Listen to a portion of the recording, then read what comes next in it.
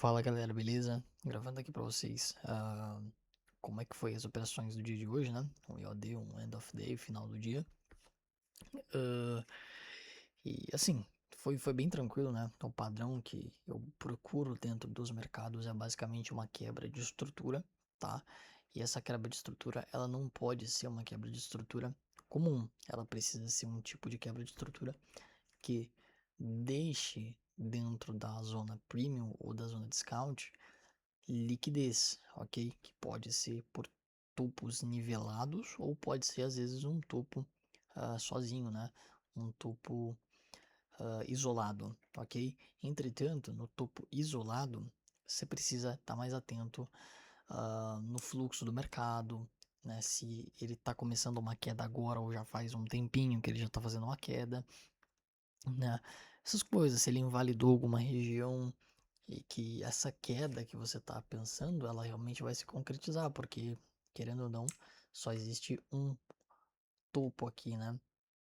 Então o mercado pode, às vezes, né, tratar isso aqui como uma virada de mão, né? Isso aqui seria uma região aqui que é fraca e aí o mercado pode, né, dar sequência. Então, o contexto nesse cenário é mais importante, né? Então, aconteceu um trade desse tipo hoje, né? Eu vou explicar como eu pensei.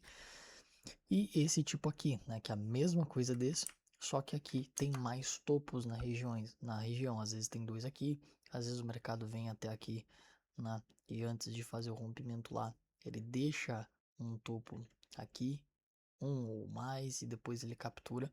Então ele mostra um pouco mais de liquidez nessa região. Então faz mais sentido isso aqui ser respeitado, ok?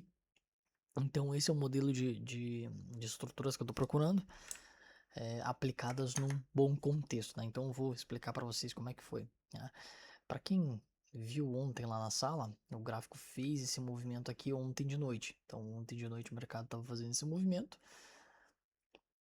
e fez esse movimento aqui. Isso daqui basicamente é um rompimento desse fundo que era protegido. Então você tinha esse fundo protegido e o mercado foi lá e rompeu e criou uma estrutura no H1, né?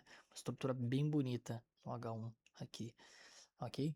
Que é esse topo com esse fundo.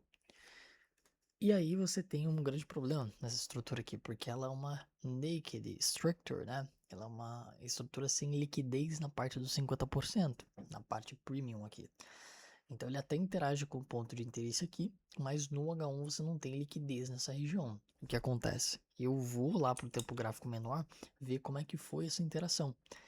E foi boa, porque antes do mercado interagir com a região de interesse, ele criou aqui uma liquidez, né? Esses tupos aqui, antes de fazer o contato com o ponto de interesse. Então, isso daqui, aliado aos critérios de que ele pegou força vendedora aqui, isso torna relevante, tá? Eu olhei para isso daqui e achei que era o suficiente.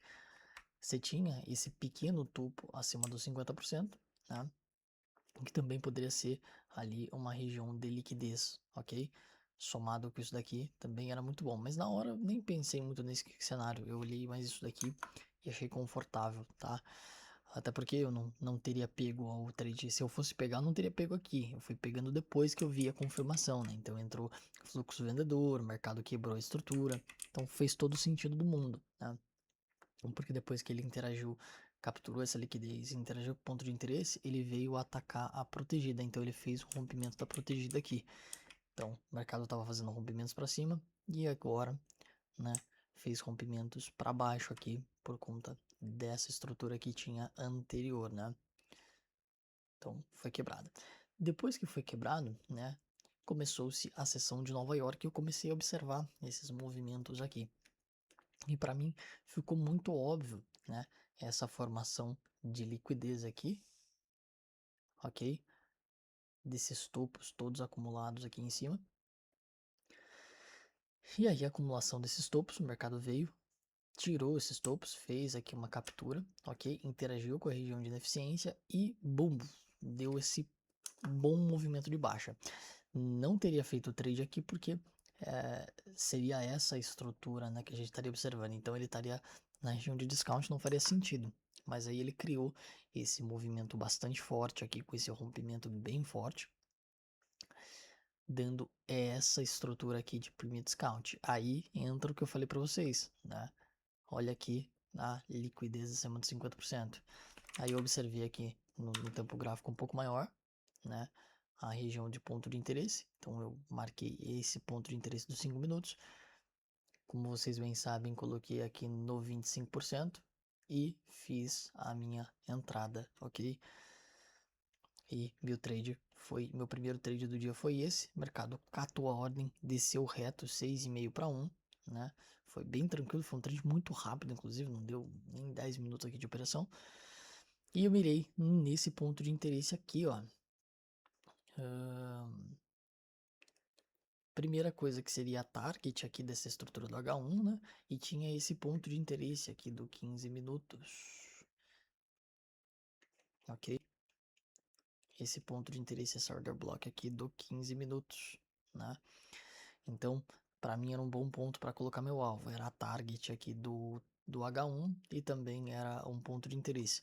Depois que ele fez essa interação, eu até fiquei pensando na possibilidade de uma alta, mas aí ele precisaria fazer o quê? Romper essa protegida para alinhar para cima. E aí eu consegui pegar um trade. Não foi o caso, ele não rompeu nada. E aí ele veio com força e rompeu esse fundo aqui. Então ele falhou a demanda do 15 minutos. Essa estrutura toda aqui de ponto de interesse, ele falhou. Então começou esse novo fluxo de novo, né? De baixa. E aí entrou novamente o mesmo quesito. Topo, fundo, mercado veio aqui, só tinha um topo acima dos 50%, tá? Mas eu quis entrar mesmo assim, por quê? Por causa do contexto, o mercado já vinha de baixa desde lá de cima. Aqui você tem um ponto de interesse legal. Aqui, ó, foi uma interação com uma região do H4, se não me engano, tem uma ineficiência aqui em cima. Aqui, ó, você tem toda essa região de deficiência. Então, assim, o mercado ele tá segurando nessa ineficiência, ok? E aí o mercado segurando nessa ineficiência veio desenvolvendo esse movimento de baixa. Então, assim, pelo contexto, o fato do mercado ter invalidado essa região aqui de interesse aqui, pô, fazia eu acreditar tranquilamente que essa estrutura aqui ia dar bom. Porque se não fosse dar bom, talvez ele não teria invalidado essa região de demanda, então a força vendedora estaria maior, né? E aí eu peguei, fiz o trade aqui exatamente no ponto aqui, coloquei o stop ali atrás e peguei mais um 5R, também foi bem reto aqui, em 3 minutos o gráfico já tava quase pagando tudo, foi bem rápido, né? E aí depois o gráfico morreu, ficou totalmente lateral aqui, né? Então qualquer trade vindo nessas direções aqui seria de baixa probabilidade. Bom, basicamente esse foi o IOD de hoje, do dia 12/3, no Nasdaq, perfeito? É isso aí, pessoal.